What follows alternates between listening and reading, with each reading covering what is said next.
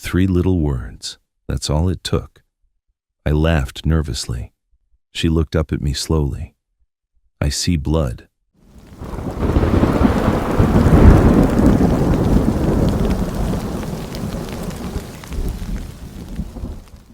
I died tomorrow.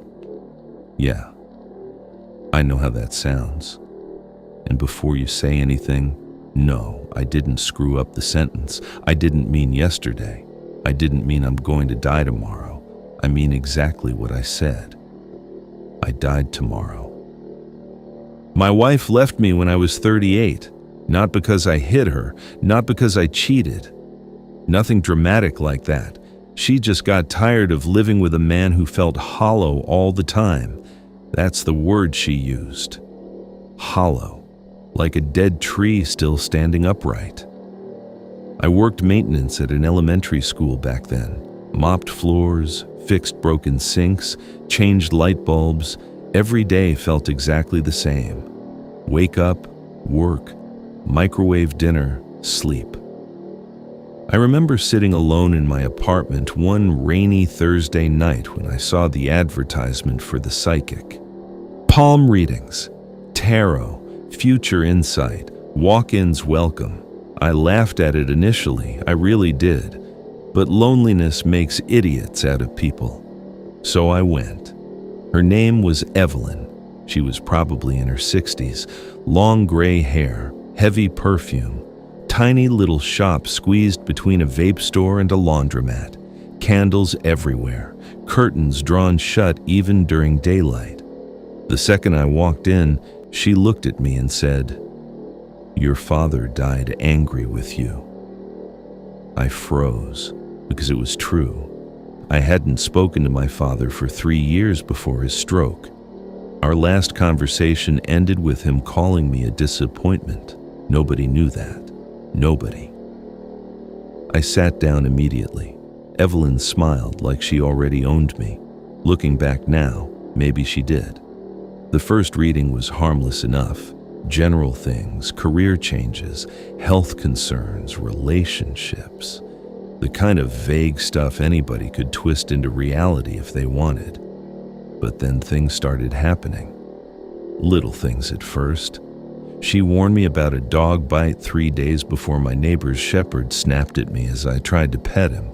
She told me my ex-wife would contact me during heavy rain. 2 weeks later, she called while I was driving through a thunderstorm. Then came the car accident. That was the one that changed everything. Evelyn grabbed my wrist during a session. Be careful of the intersection near the church on October 17th. That date lodged in my brain like a nail. On October 17th, I avoided that intersection all day, took longer routes home, drove nervous and sweating. The next day I went to see Evelyn. I knew deep down she wasn't who she led me to believe she was. She couldn't predict the future. I yelled at her for lying to me about having a car accident.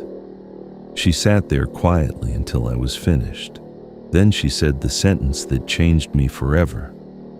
If I hadn't told you to avoid that intersection, you wouldn't be here now.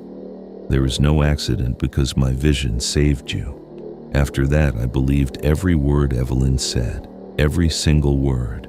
For 12 years, I saw her once a month, sometimes twice. I gave that woman thousands of dollars, maybe more. But it wasn't about money anymore.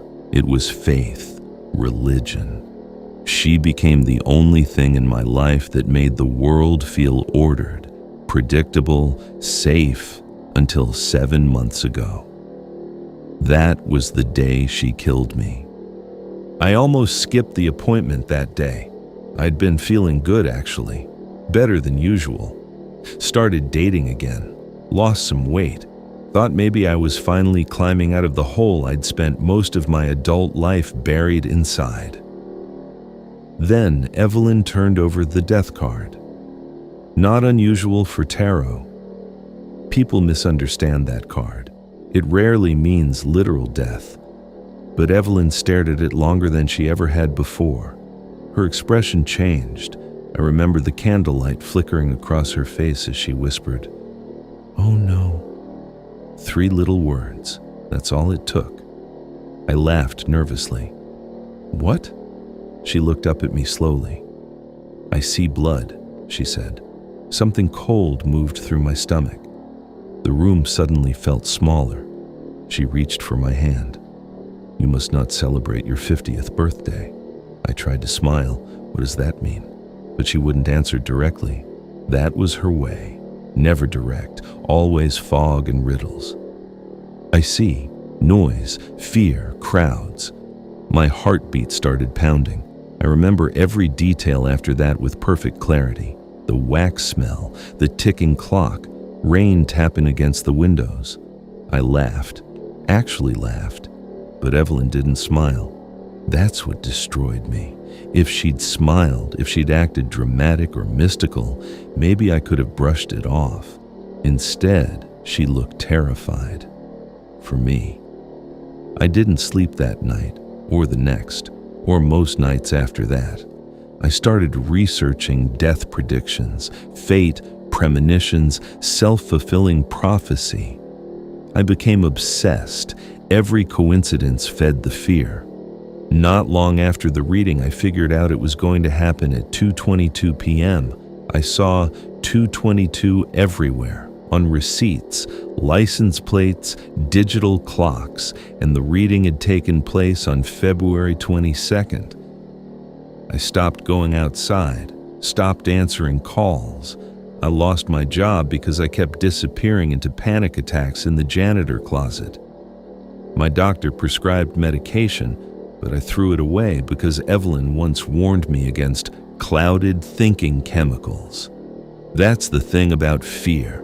If you feed it long enough, it becomes smarter than you. It learns your voice.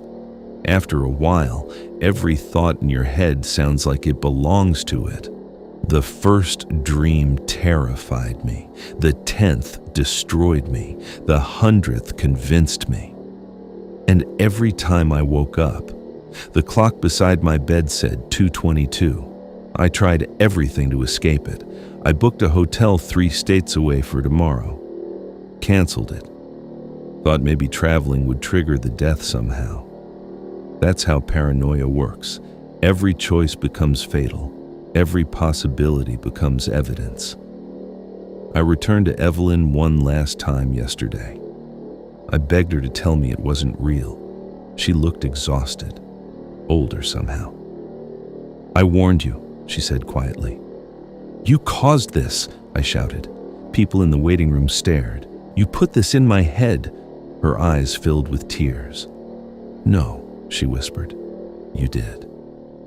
I remember freezing after she said that, because deep down, deep down, I think I already knew. But by then it was too late. The fear had become everything. That's when I shot. As she lay there, blood pooling around her, my anger growing, I pulled the trigger 3 more times. I left her shop shaking. For the first time in 7 months, clarity punched through the madness. I saw myself, not a doomed man, not a cursed man, just a terrified old fool who let fear hollow him out until there was nothing left except prophecy. A prophecy I built myself. I wasted everything. When the officer pressed pause on the man's phone, the lead detective asked him what the problem was. "Sounds like a good confession to me," he said.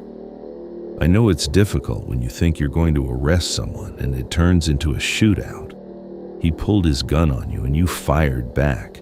The shooting has been confirmed as necessary use of deadly force." The officer told the detective, "That's not why I paused it. Look at the date and timestamp. It read September 21st, 2:22 p.m. He filmed this yesterday. Today is his 50th birthday." "Now," the officer said, "listen closely to the next part of this video." When the officer pressed play, the video showed the man looking around, as if he heard a strange noise.